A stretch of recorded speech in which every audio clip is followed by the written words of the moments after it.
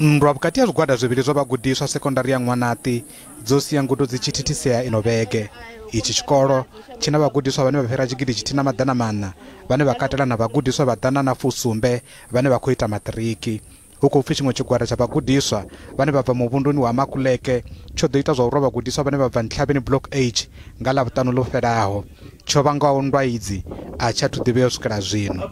Mureili wa bisi ni a hwala vhagudiswa vhane vha bva muvhunduni wa Ntlhavheni Block H uri na bisi yawe yo ṱangana nazwo.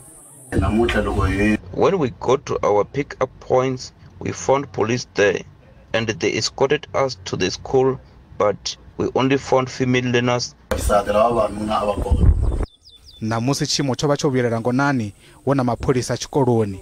Fhedzi vhaṅwe vhagudiswa vha kha ḓi vha vho dzula mahayani yavho ngei Ntlhavheni Block H nahone vha kha ḓi vha vho shushea.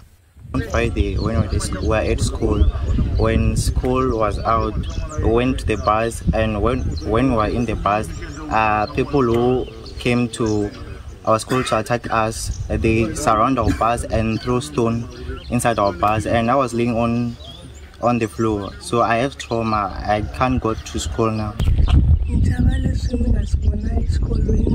I did not go because I'm still scared from what happened last week. I'm waiting for those who went today to tell me what happened so that I can also go. But I'm also scared that I might fail because I missed an entire week of school.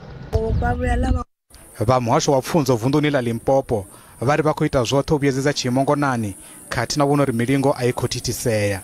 Equally calling on parents to be on the know of what their children are up to.